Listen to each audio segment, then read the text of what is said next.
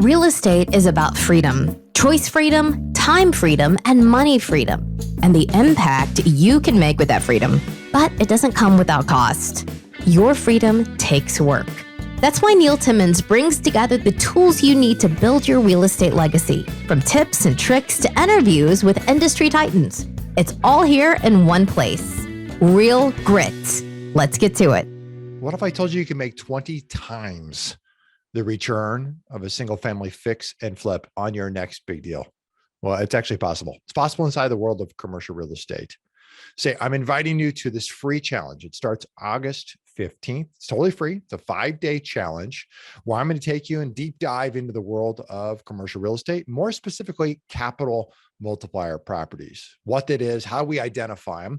I'm going to show you how to identify them, how to evaluate them, and how to lock them up risk-free. I'm going to give you all the paperwork to do it. It's totally free.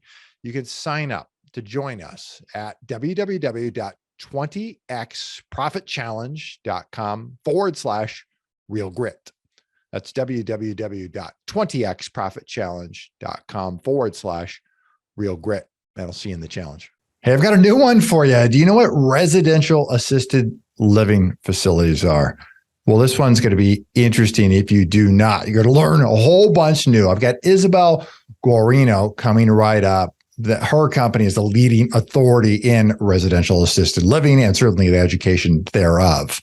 So can you go upstream? How is it possible to charge $4,000, $5,000, $6,000, $7,000 a month to a tenant and make massive cash flow? Well, she's going to share that. Coming up right now, Isabelle Guarino. I've got Isabelle Guarino here with me today. I'm excited to have her on the show. Isabelle, how are you? Doing great. How are you? Good. It's good to see you. It's been a little bit, so I'm excited to chat with you. We've had this on the calendar on and off to match both our busy schedules. So I'm excited that we're here today. Yes. Tell me, we all get started in real estate somewhere, somehow. How'd you end up in this industry? Where'd you start? For me, it started with my dad, right? My grandmother actually fell and we found out she needed assisted living. She broke her hip. She could no longer live alone. And he had been a real estate investor his whole life, but he did quick math and realized, wait, I'm going to be paying $5,000 a month for her to live in this home, or I could own the real estate, own the business. She could live for free and I could be cash flowing $10,000. So he kind of jumped in both feet first. And I really had just been observing what he was doing and realized, hey, he might need a little help in this. And I really liked the impact that he was having. It wasn't just about making money. It was about, doing good for your community and your family. And so I really just wanted to get involved. And so is the beginning of my journey with residential assisted living. What year did that happen to your grandmother? It was about 2012. Okay. Yeah. Yeah, been a bit. It's interesting, entrepreneurs are problem solvers. Your father identified a problem really for himself, right? Yeah. And then I suspect what you guys have been able to uncover being in the business as long as you've had is there's a whole bunch of other problems that you've had to solve for entrepreneurs and investors looking to get in the industry. Because I can imagine, the first person in's got a lot of arrows in their back. It's not easy. Yeah, 100%. There's a lot of hoops to jump through, obstacles to face. And I'm really proud of the work we've been able to do and how many people we've been able to teach and train to get these homes up and running, because in Arizona, where we are, they're pretty common, right? We have 3,000 of these homes in one county, Maricopa County. But in Rhode Island or Ohio or somewhere else, there might be one home, right? 8 homes. Like, it's not a lot. And so there's a massive need, but there's a lot of hoops to jump through that it's not an easy journey for a lot of people. So residential assisted living, for those who do not know exactly what that is, maybe shed some light. Describe that a little bit. Yeah, it's a single family home being used for group housing, right? So 6 to 16 seniors living in the home, typically private bedrooms, private bathrooms, 24/7 care and help with their activities of daily living. So getting up, bathing, brushing their teeth, taking medication, eating, you name it. They need 24/7 care, and they don't want to go to a big box, right? A big commercial facility, a Brookdale Sunrise Atrium, but they still need that care. So it's available to them in a regular single family home. And, from a real estate side, it's really a real estate along with an operation. Yep. Fair to say. Maybe elaborate on that. I know from the outside looking in, you're going, how do I get involved in that? What's that look like? Maybe just describe that a little bit and from an investor's standpoint? Yes. So the real estate side, right? You could own the physical home, do the renovations to it, and then lease it to someone who's going to operate the business within the home. You could also own the real estate and be leasing it to your own operations company. And in that regard, right, that's how we run it. You hire a licensed administrator who's going to hire licensed caregivers, and you are truly sitting in the owner's box, right? Dealing with that administrator, maybe once a week, phone calls, visiting the home every other month or whatever's appropriate. But you can run it pretty passively, even on the operations side. But for sure, the real estate side, that's where it gets very passive. You can just own the real estate and lease it to that company, getting twice the fair market rent with a long-term, low-impact tenant. And you guys, I know you do multiple things, but you guys have some of these in operation and have for some time now. Yes. What has been the biggest challenge along the way for you guys in your ownership and operation of the business? I think in any business, the biggest challenge is people, right? Yeah. And I don't actually mean the seniors. Most of them are lovely and very easy to work with. It's a lot of times the families that come with them and the high expectations they have and the lack of understanding around the level of care needed or what their loved one is still physically and mentally able to do. So it's a really tough time in a lot of people's lives, and just always being mindful that you got to be sensitive to them during this time. There's a lot of emotions going on. So people is definitely always the biggest challenge in any business, and for sure in ours. I would agree with that assessment. Yes. I'm thinking of an apartment, there's people turn over all the time, right? People move, and, we've been blessed for many years now. The vacancy has been very low in almost all markets, but there was a period of time where vacancy in several markets coming through certainly 2008, 9, 10, segments of the country experience some high vacancy rates. Is vacancy, how big, how challenging is that for what you deal with? So the average stay in a residential assisted living home is 3.5 years.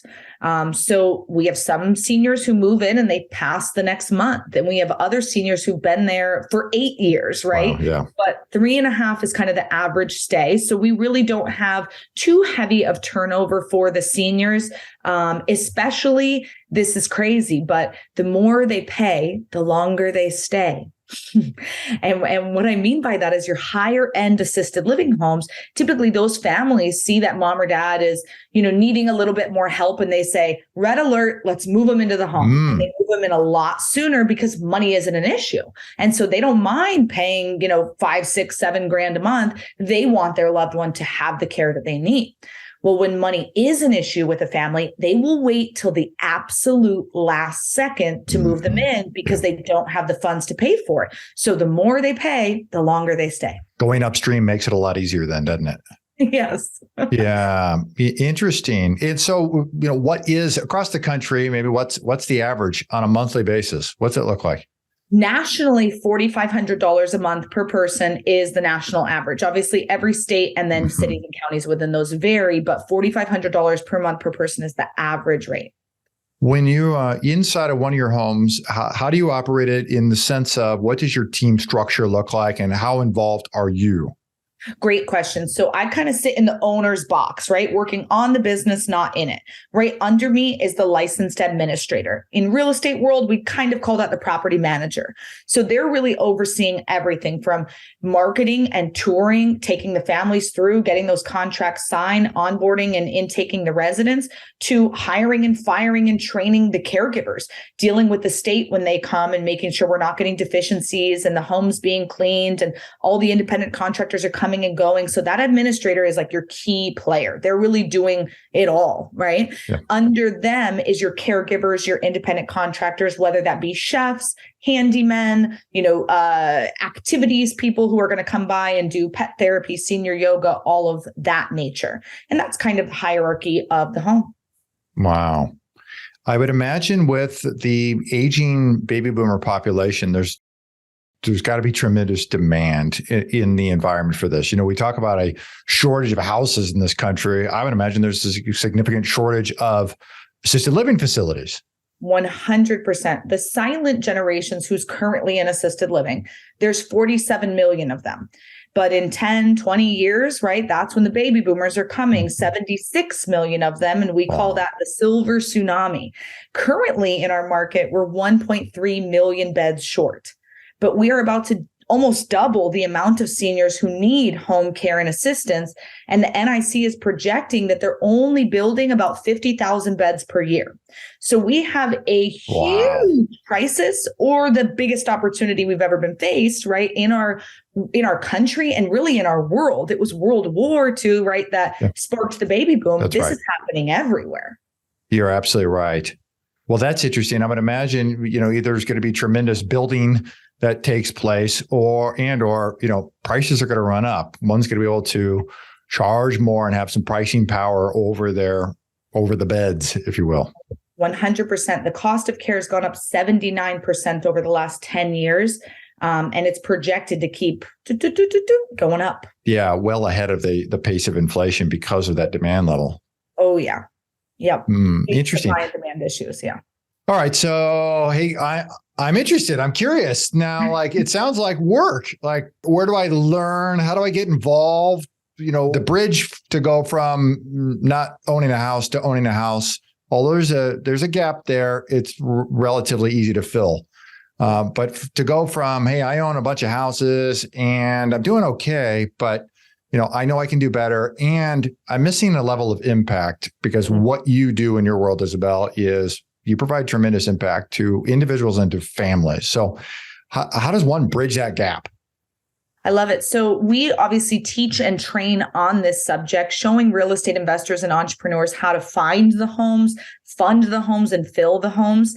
We go through step by step how to do this, because it is so important and there's such a massive need. So I would always say educating yourself is going to be that first best step. But for those of your listeners who already own some properties and might be thinking, wait, I'm making a couple $100, maybe now I could be making a lot more, let me switch them all over. It's not always that every home's going to work. There's a lot of rules, a lot of regulations. We have to make sure that it's the right home first. The first thing I'd always tell people to look for is demographics. We want to be right around where the 50 to 70-year-olds who are upper middle class, who make twice the median income. That's the family of the senior, and they are usually the ones paying for the care, looking for the care, choosing the care. We want to be 5 to 10 minutes away from them. So demographics is going to be our number one stipulation, right, on if a home is going to be good or not for this. Past the demographics, and then you're once somebody identifies the demographics, what are the key steps then to move forward in a process? Yeah, I would say we're going to want to do probably some renovations to that home. If it's already a single family home that you own, right, there's going to probably need to be some demolition, some renovation potentially, because depending on your area, having anywhere between 6 and 16, that's usually the residential limit in most states. Most of these seniors are going to want private bedrooms, private bathrooms. So sure.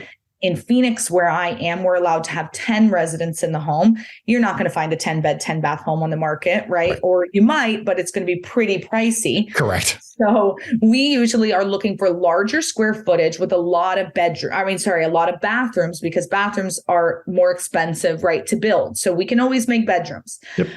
300 to 500 square feet is a good rule of thumb. So once we know that per person, right? Yep. So once we know we have kind of the square footage, the layout that works, it's starting to renovate it. It doesn't have to be ADA compliant, but you're going to want it as close to that as possible. Ramps and guardrails, smooth, clean floors, making sure it's really senior safe. It's a unique and an incredible opportunity. I think it's, for a lot of people, they don't get turned on to this, It requires either going through a personal experience with a family, or, staying apprised to a show like this, to where you get turned on to go, oh, that's something different that I'm not familiar with, I've never heard about.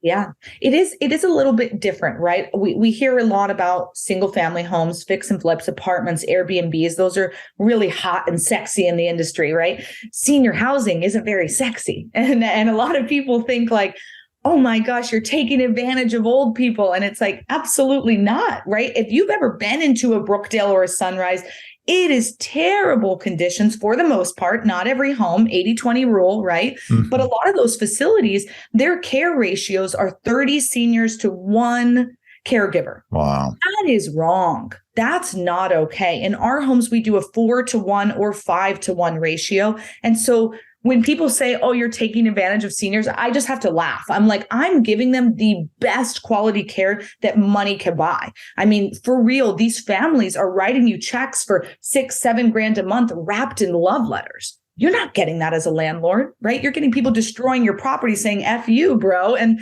that's not cool. So to me, like you said earlier, the impact is just insane. And the cash flow that comes with it, that's the cherry on top. It's the ability to go upstream. You know, I think about this from a single family standpoint or from an apartment standpoint in most cities. It's tough to go upstream and get the thing to cash flow particularly well, right? You may win on equity.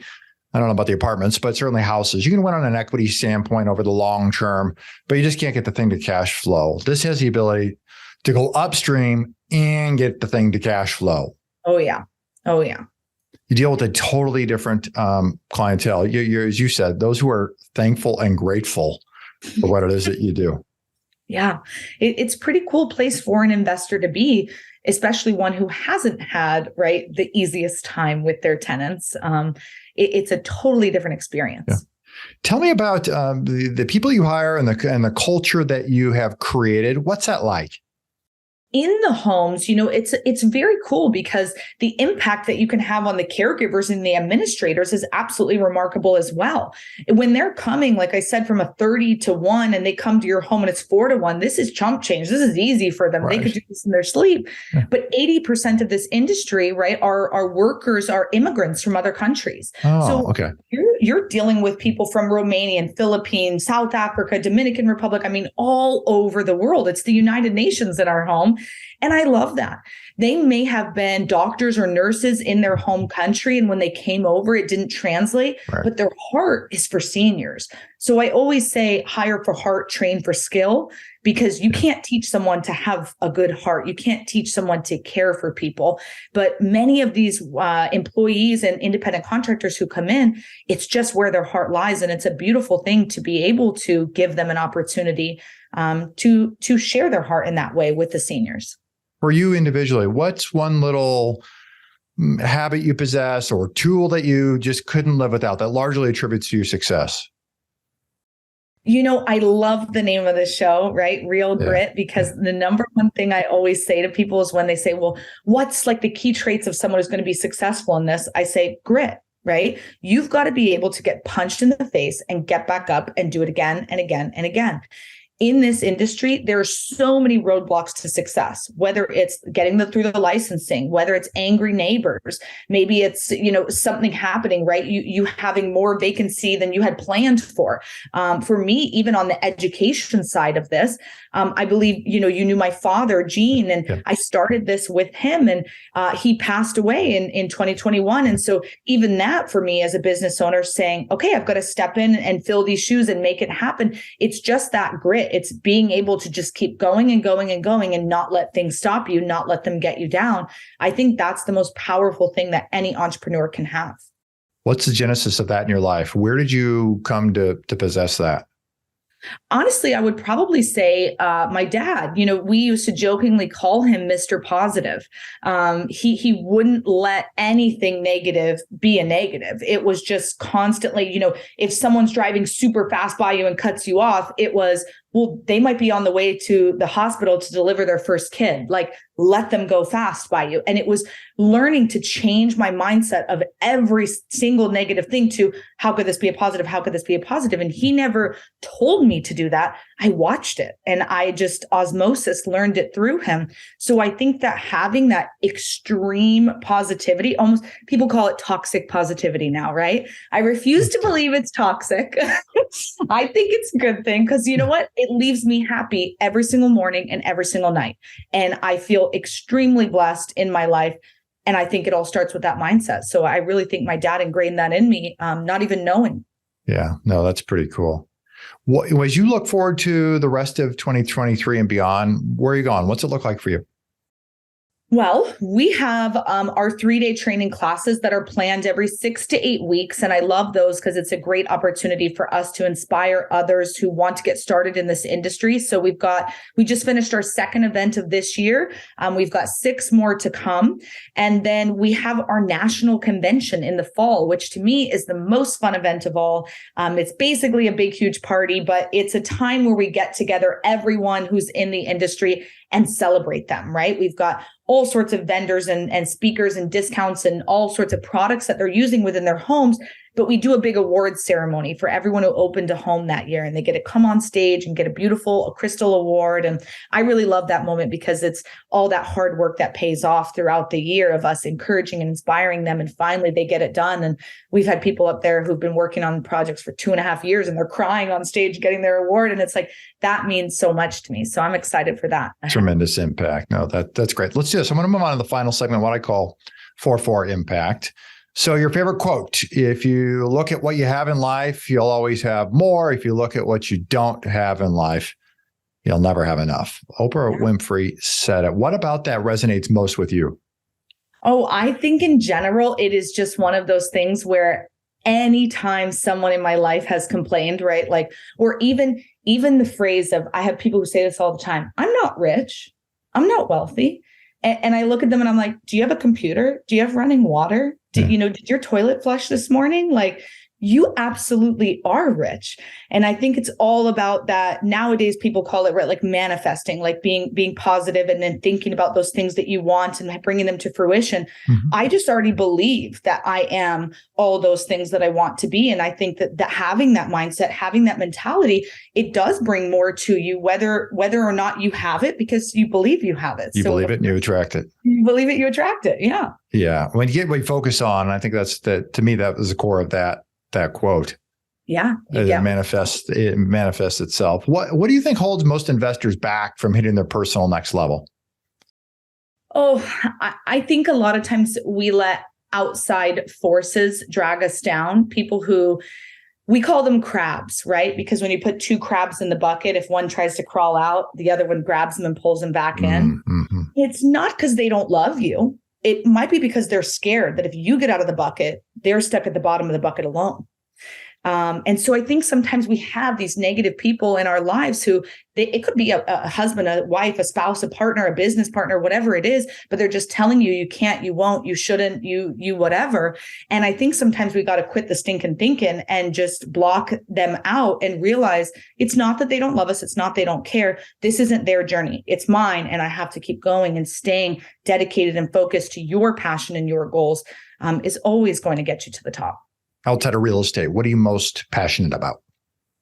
I really am passionate about inspiring other younger entrepreneurs to move forward in business. I actually started a podcast a couple of weeks ago called the Young Boss Podcast because I really love talking to anybody who's young, who's willing to go out there and make it happen and kind of change that journey for themselves and hopefully their future family, right? It's that rich dad, poor dad mentality. Mm-hmm. I want to inspire everybody to be a rich dad. It's not about money, it's about mindset. And so I think young bosses, young entrepreneurs coming onto the scene, I want to be able to inspire them and really get their stories out to the world to inspire even more younger entrepreneurs to do this. Well, my last question for this segment is a lob ball for you, I think. What's your favorite way to make an impact in the community? Oh, yeah. For me, it's definitely teaching people how to open assisted living homes. It's going to impact, the caregivers, the administrators within the home, the seniors and the family, and even the community, right? Giving them more options so that they don't have to go to the big commercial facility with long hallways and dark, dingy, rooms, and just being able to inspire people in that way, give them quality years for their last few years of life. It's my honor to be able to do that. Yeah. Isabelle, this is a great conversation. I've really enjoyed this. I've learned a lot, and I certainly hope the audience has knew about you and largely about what this looked like. But I still learned. So hopefully this has made an impact in the listeners out there, learning something brand new. For people who want to find you, they want to follow you, they want to connect with you. Where can they go? What should they do? I love it. RAL101.com is a great website to go to just to get a bunch of next steps, next information. We've got books, webinars. You can schedule a call with me or someone on our team. And there's a lot available for you there at RAL101.com. That's wonderful. We'll make sure we get the link below in the show notes for everybody. Isabelle, thanks so much for your time. It's been a great conversation. I really appreciate it. You got it. Thanks for having me. You bet. For everybody here at Real Grit, I'm Neil Timmins, reminding that real estate requires real grit. See you next time. What if I told you you can make 20 times the return of a single family fix and flip on your next big deal? Well, it's actually possible. It's possible inside the world of commercial real estate. Say, I'm inviting you to this free challenge. It starts August 15th. It's totally free. It's a 5-day challenge where I'm going to take you and deep dive into the world of commercial real estate, more specifically, capital multiplier properties, what that is, how we identify them. I'm going to show you how to identify them, how to evaluate them, and how to lock them up risk-free. I'm going to give you all the paperwork to do it. It's totally free. You can sign up to join us at www.20xprofitchallenge.com/real grit.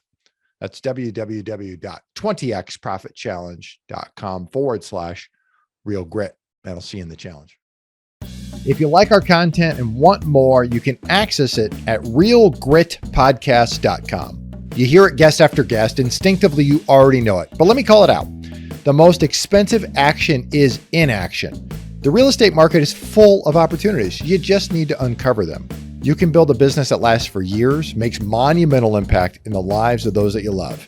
It's not just about business, but about the freedom you get because of it. Have you ever heard the saying, if you want to go fast, go alone. If you want to go far, go together. I believe that partnering is essential. In fact, I partner with hardworking investors all the time. The point is that you can get a lot further with the right partner. Let me say it again, the right partner. If you've ever thought about partnering with anyone, or if you have a partner now, I encourage you to download my free Partner and Profit Guide, which includes the top 5 must-answer questions to evaluate a profitable partnership. You can find it at www.legacyimpactpartners.com. I'll see you in the next episode.